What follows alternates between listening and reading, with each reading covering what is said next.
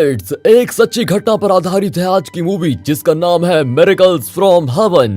एक 10 साल की लड़की को एक रेयर डिजीज हो जाती है और उस दिन से उसकी नहीं बल्कि उसके पूरे परिवार की जिंदगी बदल जाती है। कई एक्सपर्ट डॉक्टर्स इस नतीजे पर पहुंचते हैं कि वो बच नहीं पाएगी, लेकिन एक दिन अचानक ऐसा कुछ होता है जिसकी वजह से वे चौंक जाते हैं। ऐसा क्या हुआ था और क्या वो छोटी बच्ची बच पाई या नहीं, आखिर में क्या हुआ, ये सब कुछ जानने के लिए वीडियो को एंड तक जरूर देखिए, लाइक एंड शेयर भी कीजिए। दोस्तों, चैनल को सब्सक्राइब करें, बेल आइकन को क्लिक कीजिए, यूट्यूब का नोटिफिकेशन ऑन रखिए, इंस्टाग्राम और फेसबुक पे आप हमें फॉलो कर सकते हैं। अब चलते हैं मूवी के अंदर। मूवी की शुरुआत में टेक्सास के एक शांत जगह को दिखाते हैं जो शहर से बहुत दूर है, और इसी शांत माहौल में रहती है हमारी हीरोइन अना। अना की 2 बहनें हैं। यह है अना की माँ क्रिस्टी और अना के पिता केविन। इनका एक बहुत ही सुखी परिवार है। अना रोज स्कूल जाती है और फ्री टाइम में अपनी बहनों के साथ खेलती भी है। संडे को चर्च जाती है और उसकी लाइफ इस तरह बहुत ही पीसफुली चल रही होती है। क्रिस्टी अपना फार्म चलाती है और वो इस बिजनेस को और बड़ा करना चाहती है। रोज की तरह वो अना को बेड टाइम स्टोरी सुनाकर आराम से सुला देती है और खुद भी सोने जाती है। लेकिन प्रॉब्लम्स हमेशा तब ही आती हैं जब हम जरा भी एक्सपेक्ट नहीं करते। उस रात अचानक अना वोमिट करने लगती है।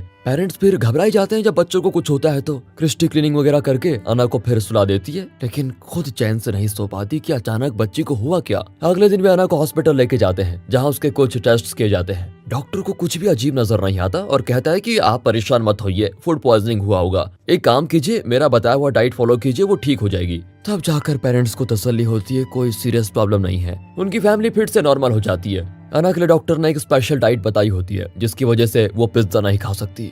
वो पूछती है कि मम्मी मैं ठीक तो हूँ, फिर पिज्जा क्यों नहीं खा सकती। क्रिस्टी कहती है कि बेटा कुछ और दिन के लिए तुम्हें डॉक्टर की डाइट को फॉलो करना होगा, उसके बाद तुम अपनी पसंद की सारी चीजें खा सकती हो। और उसी रात अचानक अना के पेट में बहुत दर्द होने लगता है। पहले तो वो सह लेती है, लेकिन जब दर्द बर्दाश्त से बाहर हो जाता है वो बहुत जोर से चिल्लाने लग जाती है। नीचे केविन उसकी आवाज को सुनता है और घबराकर क्रिस्टी और केविन उसके कमरे में जाकर देखते हैं। वो दर्द से तड़प रही होती है। केविन भी घबराकर उसे तुरंत एक बड़े हॉस्पिटल में लेके जाता है। वहाँ फिर उसे चेक किया जाता है। अब ड्यूटी डॉक्टर बताता है कि आपकी बच्ची को कुछ नहीं हुआ है, वो एकदम नॉर्मल है, सिर्फ ठीक डाइट को फॉलो कीजिए। अब इस पर क्रिस्टी को गुस्सा आता है कि पहले वाले डॉक्टर ने भी यही कहा था और मैंने उस डाइट के हिसाब से उसे सब कुछ दिया, फिर उसे इतना सेवर दर्द हुआ कैसे? आप लोग उसे ठीक भी चेक कर रहे हैं या नहीं? अब डॉक्टर को अजीब लगता है कि नॉर्मल बच्ची का बार बार टेस्ट करें क्यों हम, लेकिन उसे मजबूरन अना का फुल चेकअप करना पड़ता है। अगले दिन एक स्पेशलिस्ट आकर रिपोर्ट्स देखता है और अना के पेरेंट्स को बताता है कि अना को एक रेयर कंडीशन है, जिसकी वजह से उसके इंटेस्टाइन फूड को ठीक से डाइजेस्ट नहीं कर पा रहे हैं। इसका तुरंत ऑपरेशन करना होगा, वरना अना कभी भी मर सकती है। ये सुनकर पेरेंट्स शॉक हो जाते हैं कि ये क्या कह रहे हैं डॉक्टर। तुरंत ऑपरेशन की तैयारी की जाती है और अना की नाक में फीडिंग ट्यूब घुसाया जाता है। अना दर्द के मारे रोती है, बेचारी बच्ची तो है। उसकी हालत देखकर क्रिस्टी सह नहीं पाती। फिर ऑपरेशन होता है, जिसके बाद डॉक्टर क्रिस्टी और केविन को बताता है कि अना की जान को अब खतरा नहीं है। फिर क्रिस्टी और केविन को थोड़ा रिलैक्स होता है, लेकिन डॉक्टर उतना खुश नहीं दिखता और बताता है कि अब अना मुंह से कभी खाना नहीं खा सकती, नाक में फीडिंग ट्यूब डालकर ही उसे पोषण देना होगा। क्या करें, ये एक रेयर डिजीज है और इसका और कोई इलाज भी नहीं है। क्रिस्टी बर्दाश्त नहीं कर पाती कि एक 10 साल की बच्ची को इतनी दर्दनाक बीमारी हुई है, पर डॉक्टर बताता है कि बॉस्टन में एक पेडियाट्रिक स्पेशलिस्ट है, आप उनसे मिल लीजिए, शायद वो कुछ आपकी मदद कर पाए। देखा दोस्तों आपने, एक ही दिन में इनकी पूरी लाइफ उलट पलट हो जाती है। अना जो अपनी बहनों के साथ खेलती कूदती थी, वो अब शायद ठीक से चल फिर भी नहीं पाएगी। कुछ दिन के बाद अना को डिस्चार्ज कर दिया जाता है और घर पर भी उसे ट्यूब के जरिए ही पोषण दिया जा रहा है, क्योंकि वो अब खाना नहीं खा सकती। लेकिन फीडिंग ट्यूब को अंदर घुसाकर फिर बाहर निकालना अना के लिए बहुत बड़ी प्रॉब्लम बन जाती है। वो अपनी पुरानी लाइफ को बहुत मिस करती है कि मैं कितना खुश थी पहले। इतना ही नहीं, अना का पेट भी अब धीरे धीरे बड़ा हो रहा है और वो अपने पसंद का ड्रेस भी नहीं पहन पाती। वो पूछती है कि मम्मी मेरे साथ ही ये सब कुछ क्यों हो रहा है? क्या भगवान को मेरी तकलीफ दिखाई नहीं देती? मैं तो चर्च जाकर इतनी प्रेयर करती हूँ, फिर मेरे साथ ही ऐसा क्यों हुआ? क्रिस्टी भी समझाती है कि बेटा इस दुनिया में ऐसी कई बातें हैं जो हमारी समझ से बहुत दूर, बहुत बाहर हैं। उन्हें स्वीकार कर लेने में ही हमारी भलाई है, तभी जिंदगी अच्छी चलेगी। दोस्तों, अगर आप भी इस बात पे एग्री करते हैं तो वीडियो को लाइक कीजिए। लेकिन बेटी को समझाकर क्रिस्टी खुद बाहर आकर बहुत रोती है, क्योंकि क्रिस्टी के मन में वही सवाल उठ रहा है जो अना पूछ रही थी कि वो भगवान की इतनी प्रेयर करती है, फिर उसके साथ ही ऐसा क्यों हुआ? बहुत परेशान होती है वो। फिर वो टेक्सास के बेस्ट पेडियाट्रिशियन के पास जाते हैं, जिसका नाम डॉक्टर सैम्यूल है। वो डॉक्टर सैम्यूल का अपॉइंटमेंट लेने के लिए रोज कॉल करती है, लेकिन उस डॉक्टर का अपॉइंटमेंट 2-3 महीनों के लिए फुल होता है और क्रिस्टी को अपॉइंटमेंट मिलता ही नहीं। अना धीरे धीरे स्कूल जाने लग जाती है, लेकिन वो बच्चों के साथ खेल कूद नहीं सकती क्योंकि वो बहुत ही जल्दी थक जाती है। वो बहुत ही डिप्रेस्ड रहती है, किसी से ठीक से बात तक नहीं कर पाती। अब क्रिस्टी अपॉइंटमेंट के लिए वेट नहीं करना चाहती और किसी भी तरह डॉक्टर सैमुअल से मिलने की ठान लेती है। फिर वो अना को लेकर बॉस्टन की फ्लाइट पकड़ लेती है। फिर उस डॉक्टर के क्लिनिक में जाकर अना को वेटिंग एरिया में बिठाती है और रिसेप्शनिस्ट को अना की हालत के बारे में बताती है कि देखे कितनी सीरियस कंडीशन है, प्लीज मेरी बात समझिए, मुझे जल्दी अपॉइंटमेंट के लिए कोई हेल्प कीजिए। रिसेप्शनिस्ट कहती है कि मैं आपकी सिचुएशन समझ सकती हूँ, लेकिन अपॉइंटमेंट वाले कई लोग वेट कर रहे हैं, इसलिए आप डॉक्टर से नहीं मिल सकते। क्रिस्टी गुस्से में चिल्ला देती है कि मेरी बेटी की कंडीशन बहुत सीरियस है, क्या इमरजेंसी केस को भी आपके डॉक्टर 2-3 महीने बाद देखेंगे? पर रिसेप्शनिस्ट कहती है कि सॉरी मैडम, फिलहाल आप घर जाइए, मैं डॉक्टर से बात करके आपको फोन करूंगी। इसके आगे क्रिस्टी कुछ कर नहीं सकती थी और निराश होकर अना को बाहर लेके आ जाती है। दोनों एक रेस्टोरेंट में जाते हैं। अना को लगता है कि अब उसकी लाइफ ऐसे ही गुजरेगी, एक पेशेंट की तरह। लेकिन क्रिस्टी हार नहीं मानना चाहती और किसी भी तरह अपनी बेटी को उसकी पुरानी लाइफ लौटाना चाहती है। तभी वहाँ की एक वेट्रेस जिसका नाम एंजेलिया है, वो आकर पूछती है, आप दोनों यहाँ पर नहीं है क्या? आप चाहें तो मैं आपको शहर घुमा सकती हूँ। इस अजनबी का चुलबुलापन इनके मन का तनाव काफी कम कर देता है। दोस्तों, अगर आप कभी ऐसे अजनबी से मिले हो तो कमेंट्स में उस एक्सपीरियंस को जरूर बताइएगा। अब क्रिस्टी और अना बहुत ही हल्का फील करती हैं और एंजेला के साथ वो शहर घूमने को तैयार हो जाती है। पहले वे एक्वेरियम जाती हैं, जहाँ रंग बिरंगे फिशेस को देखकर अना बहुत ही खुश होती है क्योंकि उसे एक्वेरियम्स बहुत ही पसंद है।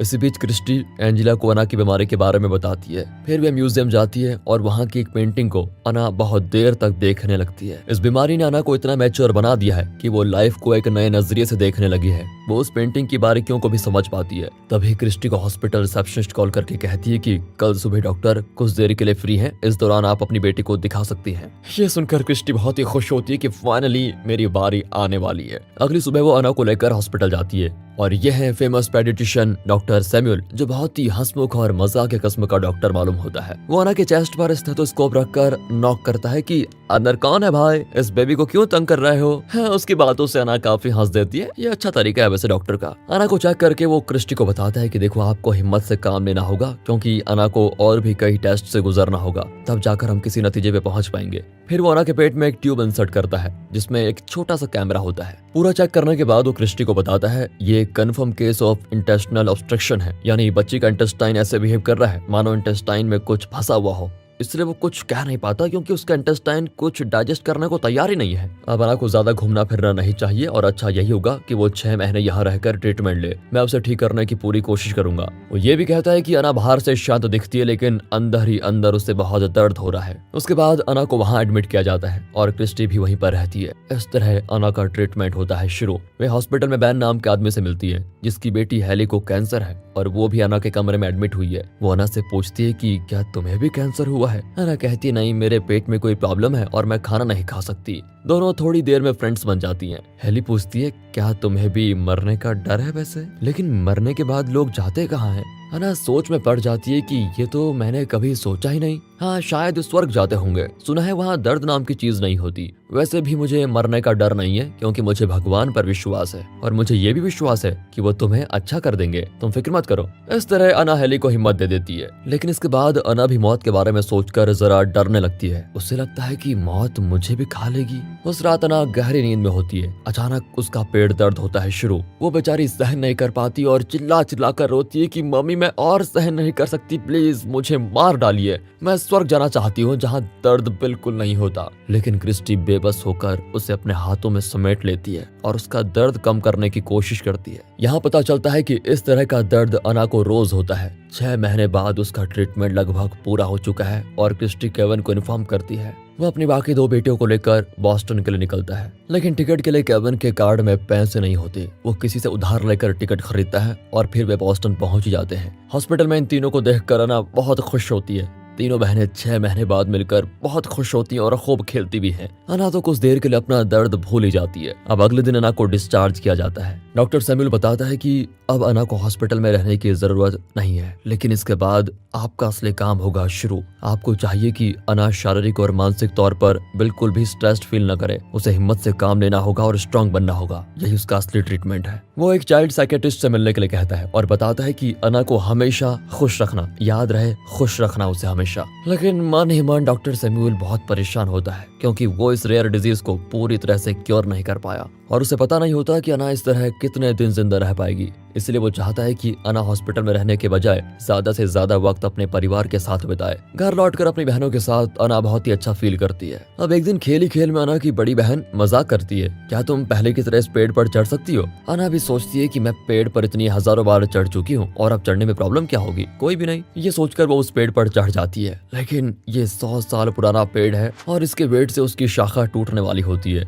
अना घबराकर वापस पेड़ की धड़ के पास चली आती है। उस बड़े पेड़ के बीच में एक बड़ा होल होता है। अना उसे क्रॉस करने की कोशिश करती है, लेकिन उसका पैर फिसल जाता है और वो सीधे होल के अंदर गिर जाती है। उसकी बहनें चिल्लाती हैं और फिर क्रिस्टी और केवन भाग कर आते हैं। केवन पेड़ पर चढ़कर उस होल में झांकता है। 30 फीट की ऊंचाई से अना अंदर गिर गई है, लेकिन केवन को कहीं भी नजर नहीं आती। वो जोर से अना पुकारता है, लेकिन अंदर से अना की आवाज नहीं आती। क्रिस्टी की तो जान ही निकल जाती है कि जिस बेटे को उसने बचा कर रखा था वो न जाने अब कहाँ होगी, क्या हो गया उसे। वे इमरजेंसी नंबर 911 को कॉल करते हैं तो वहां पर फायर फाइटर्स आकर अना को रेस्क्यू करने में लग जाते हैं। क्रिस्टी अब भगवान को कोसती है कि मेरी बेटी को इतनी तकलीफें क्यों दे रहे हो भगवान। वो पेट पर हाथ रखकर प्रार्थना करती है कि अना जिंदा बच जाए, बस मेरी यही प्रार्थना है। पड़ोसी भी अना के लिए प्रेयर करते हैं, लेकिन अब तक अना की तरफ से कोई रिस्पांस नहीं आया होता है। सबको लगता है कि वो मर गई है। आखिर में एक फायर फाइटर रस्सी बांधकर अंदर जाता है और अना को बाहर उठा लाता है। अना बेहोश है पर उसकी सांसें अभी भी चल रही है। तब क्रिस्टी को तसल्ली होती है कि चलो बेटी जिंदा तो है अभी।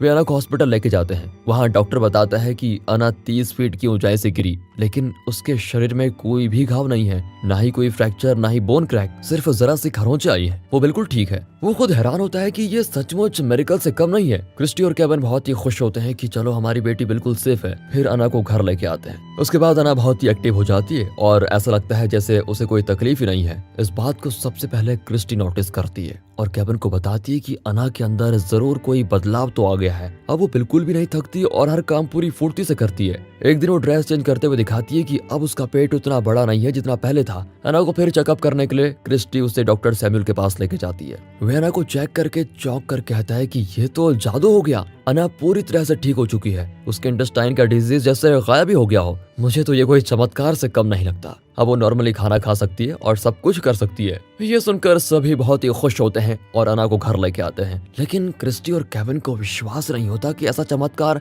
हो कैसे सकता है। वे एक दिन अना से पूछते हैं कि बेटी उस दिन पेड़ के होल में गिरने के बाद क्या हुआ था, क्या तुम्हें कुछ याद है? अब अना अपने पेरेंट्स को बताती है कि जब मैं होल में गिरी तो वहाँ बहुत ही अंधेरा था, लेकिन एक तितली मेरे इर्द गिर्द घूम रही थी। फिर मैं एक सपनों की दुनिया में चली गई। दरअसल अना की आत्मा उसके शरीर से बाहर निकली और उसने अपने शरीर को देखा। फिर वो टहलती हुई एक बगीचे में पहुंची जहां रंग बिरंगे फूल खिले हुए थे। अना को लगा कि वो खुद मर गई है और ये स्वर्ग है। चलते चलते वो बादलों के बीच पहुंच गई और सूरज की ओर चलने लगी। तभी एक तेज रोशनी ऊपर चमकने लगी और एक आवाज ने उसे बताया कि तुम वापस धरती पर चले जाओगी और अब तुम्हारी सारी तकलीफें खत्म हो जाएंगी, तुम बिल्कुल ठीक हो जाओगी। अना को ये सब कुछ एक सपना लग रहा था और जब उसने आंखें खोली तो वो हॉस्पिटल में थी। अना बताती है कि मुझे लगता है ये भगवान का किया हुआ मिरेकल है, लेकिन मैंने किसी को नहीं बताया क्योंकि कोई मेरी बात का बिलीव नहीं करेगा। अब भगवान पर इस परिवार का विश्वास और मजबूत हो जाता है। एक दिन क्रिस्टी चर्च में सबको बताती है कि उसकी बेटी का रेयर डिजीज भगवान के चमत्कार से ठीक हुआ है।